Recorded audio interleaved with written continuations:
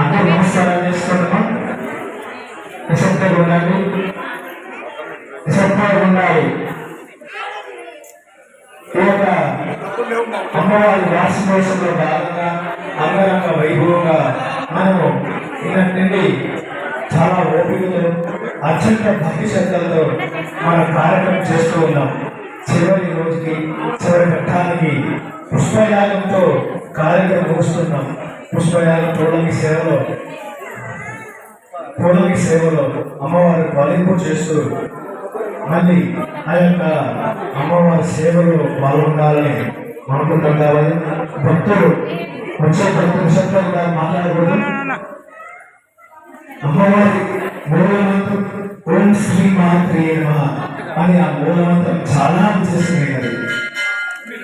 ఎవరైతే అమ్మను జపం చేస్తూ శ్రీ మాత్రే నమః ఓం శ్రీ మాత్రే నమః అని అనుకుంటూ జపం చేస్తుంటామో అమ్మవారు సంపూర్ణంగా నా భక్తురాలు నా జపం చేస్తూ భక్తులు నా వీడియో ఉన్నారు, అందువల్ల వాళ్ళ కోరిక నెరవేర్చాలి అనే ఉద్దేశంతోనే అమ్మ సంతోషపడి మన కోరిక నెరవేరుస్తుంది.